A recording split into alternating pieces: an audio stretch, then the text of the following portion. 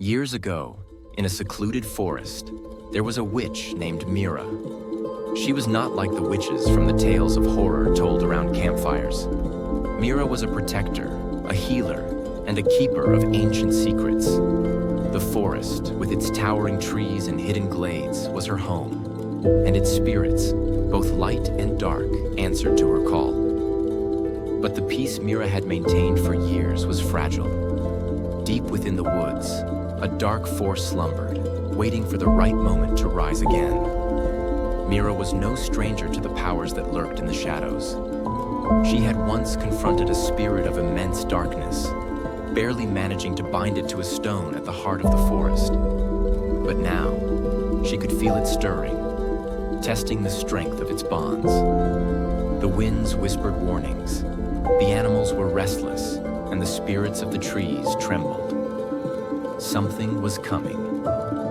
One autumn evening, as the sun dipped below the horizon and the forest was bathed in the last light of day, a traveler appeared at the edge of the woods. She was a young woman, tall and strong, with dark hair tied back in a warrior's braid. Her name was Elena, and though her appearance was that of a seasoned fighter, her heart carried scars far deeper than any blade could inflict.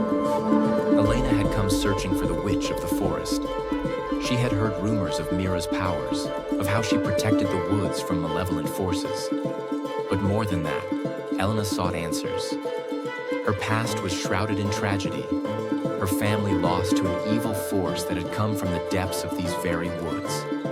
And so, with sword in hand, she ventured into the forest, determined to find the truth. As she walked deeper into the trees, the air around her grew still.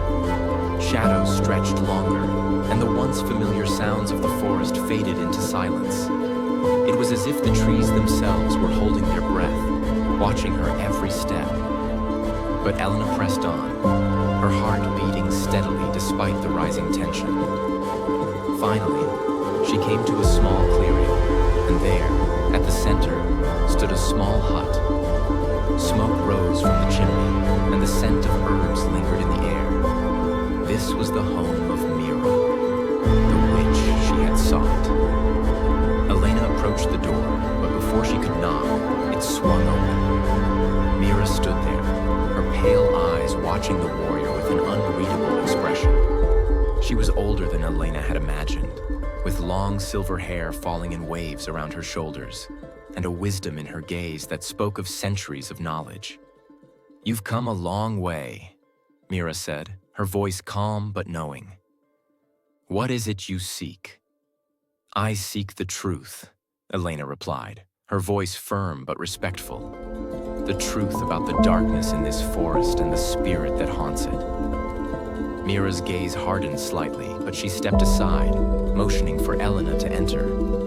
The inside of the hut was warm, filled with the scent of dried herbs and burning wood. Shelves lined the walls, packed with jars of strange ingredients, old books, and ancient artifacts.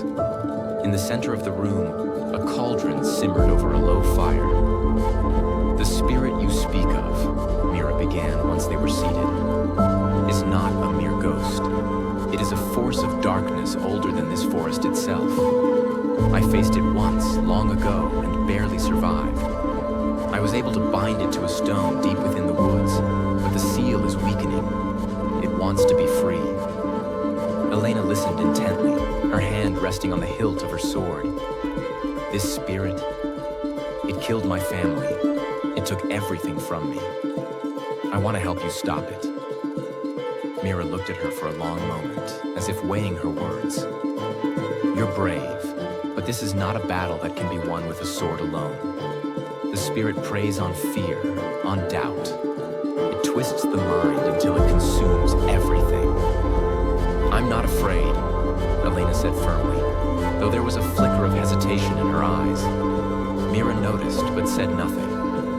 Instead, she stood and moved to one of the shelves, retrieving a small, dusty book. "If you truly wish to face this spirit, we must act soon. It is growing stronger with each passing day." Elena nodded. "I'm ready." The following day, Mira led Elena deeper into the forest. The air was thick with anticipation, as if the forest itself was holding its breath. The sun barely